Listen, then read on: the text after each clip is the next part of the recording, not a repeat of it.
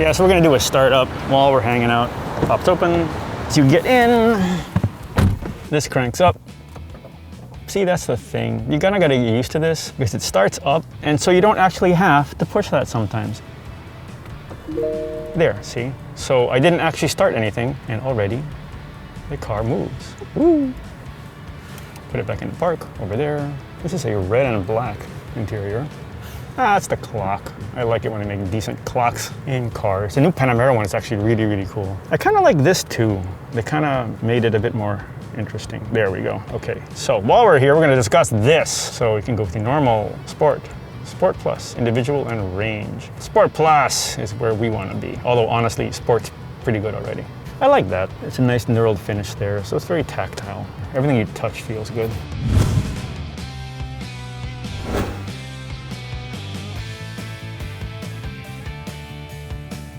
Up ahead for the arms, we have it on lift mode. Okay, how? Just press this one.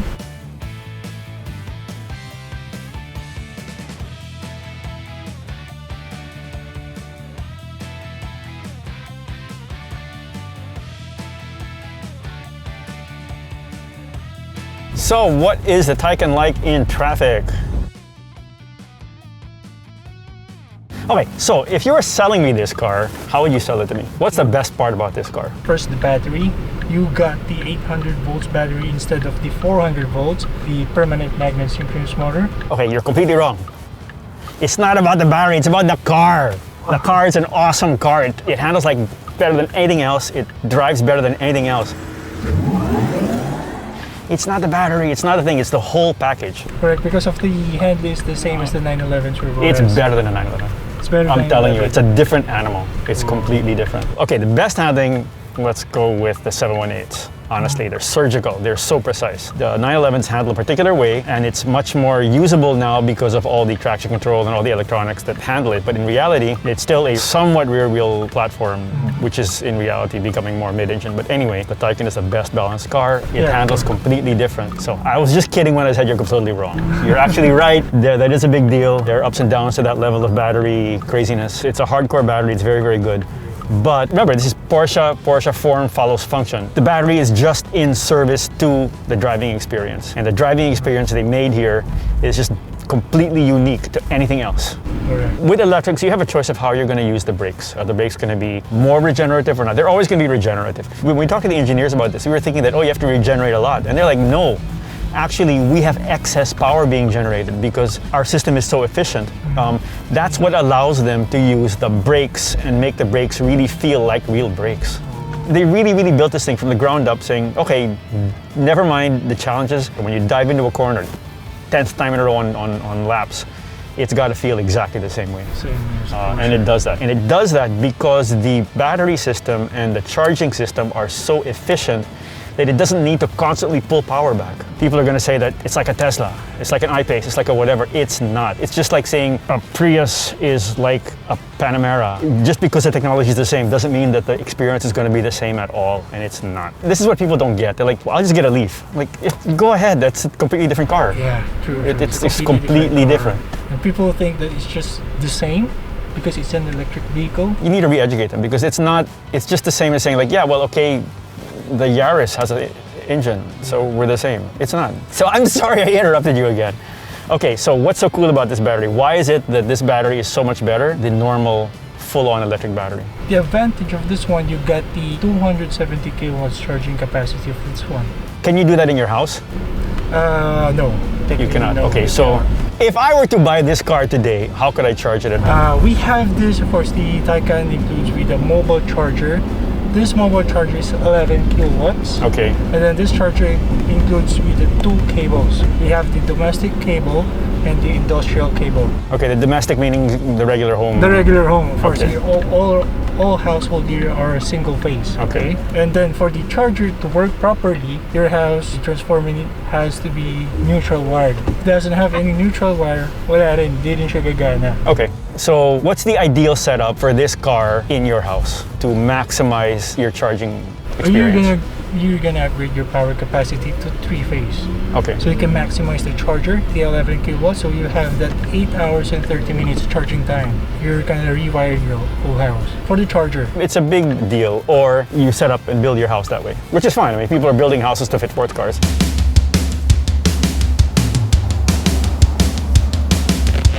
So people get freaked out because there's no noise in the Taycan. So silent. No, I love it. It really spoils you. I like the electric sports sound. How do I do Turn that? it on. The sound of this one? Yeah. I like Turn it. it It's like on. we're riding on a Star Wars vehicle. Okay, so here. And that is normal mode. What is on right now is the sports sound mode.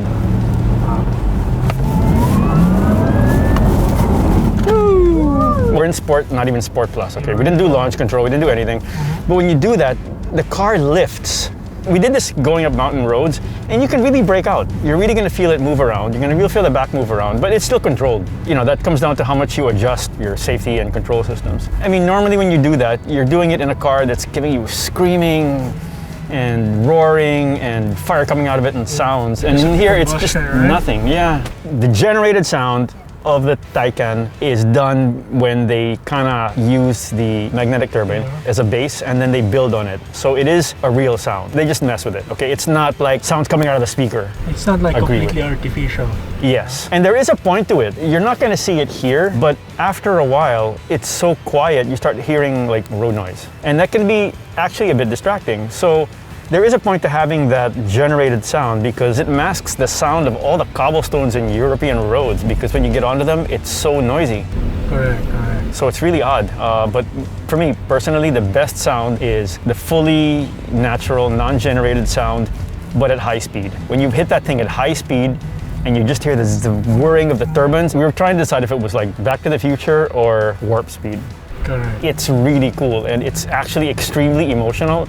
If the argument is always that internal combustion sounds better, you know, you drive this thing really fast and, you know, let's see if your opinion stays the same.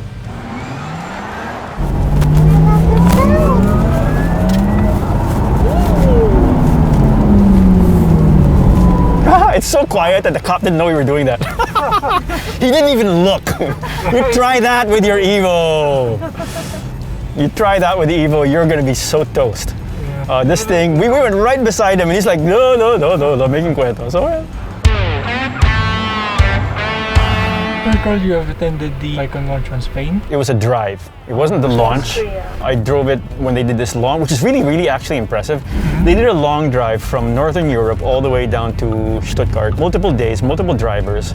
I joined it for a leg between Innsbruck and I drove it through parts of Germany and Austria and ended up in Stuttgart. So we had 2 full days of driving. So we had the process of charging and so on. And the charging in Europe is different because we would roll into the gas station, charging station, and then we would eat. And then it would charge. It would, if I had set it up, tell me by my phone that the charging was done.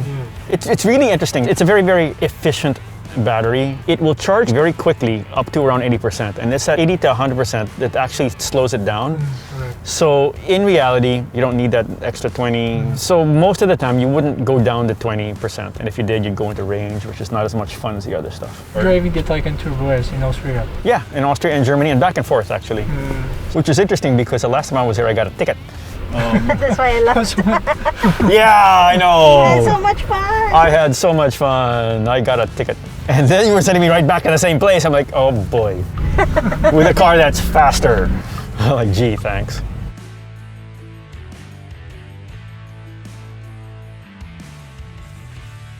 When you're selling this to people, you're gonna have guys who are really like, yeah, I know fast cars. And so they're gonna have this ego thing going, which is normal. The thing is, when you stomp on this car, it's no joke. You're gonna have a physical reaction in your stomach because you're just not expecting it. It's not just about your normal G-force, it's all of a sudden you're pushed back, your insides are going a little bit differently from your outsides. It's really, you gotta be ready for it. And you also, it suddenly feels like you've got no weight on the front because all the weight's shifted to the back. In reality, the car should be much more twitchy than it is if you're doing that kind of acceleration. But it's not, right? Because it's being controlled.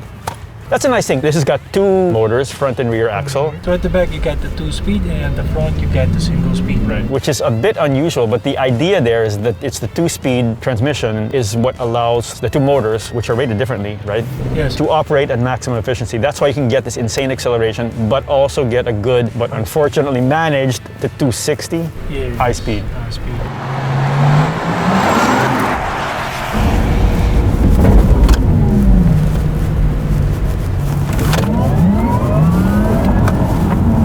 Okay, did you feel your eyes? Yeah. Yes, I felt Did you it. feel your eyes? You could feel your eyes move, right? Yeah. And that was a very short, that was one That's block. a very short one. All right. Yeah. To And there. it's not even a launch control. That was launch control. Yeah. You could feel your eyes move back. You Did could that feel happen when you laughed on the video? your... Yes, That's what happened? yes. Oh.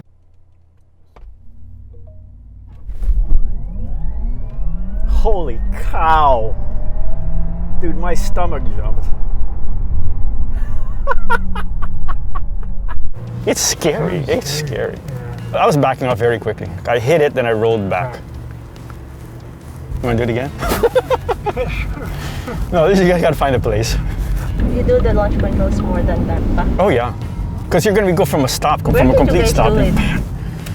Well, Europe's a little bit more open. So we just stopped somewhere in the middle of a road and just kicked it.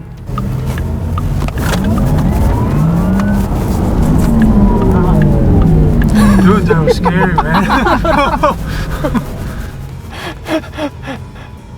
Oh, I love cars like this. But in 911 you can't do that, right? It's completely. It's different. Well, the thing is, you have a bit more warning in the 911 because you've got the sound and everything goes. This thing just kind of just snaps on. And the thing is, okay, we're doing. I don't know what speed we're doing. It wasn't really that. I don't know. It's just acceleration that we were getting. Think of that acceleration when you're doing 110 already and you suddenly go to 200. It's really fun. No, not here. If you want to do it again, I'll do it again. But otherwise, I'm kind of like, we might get in trouble. You have no proof that we did that. The argument there is like, we didn't go over the speed limit. So what are they going to hit us with? Reckless acceleration. Reckless acceleration. And then you argue, it's a Porsche, it's not reckless. So, we finally accelerated hard with the Taycan. What do you feel? It's just my soul leaves my body. That's what I feel. It's completely different. My first time having the feel of that kind. Okay, we didn't warn him when we were gonna do it, okay? He suddenly felt what we've been trying to explain. Did you feel it in your eyeballs? I did. See? Inside my eyeballs, my heart is just go backwards. Yeah, see, we just had fun. So, how did you feel back there? I was speechless. I almost lost my phone because I was texting and then. Oh my See, God, texting what's while that? driving is unsafe. I wasn't driving, you were. Okay, texting while inside a Porsche with me driving Yes, is I'm so unsafe. sorry. Okay. So we had fun. And now how do we turn this thing off? Okay, You so just press the park. so now we're still in drive, see? Yeah, we didn't even know we're still in drive. So we need to press park, which is over here. Okay. Then you're in park. And we're in park now. And then if you're gonna turn off the car, just press the power button, press and hold. And then it's turned off. So the sign is air There you go. conditioning. Then you have this visual Say goodbye, representation.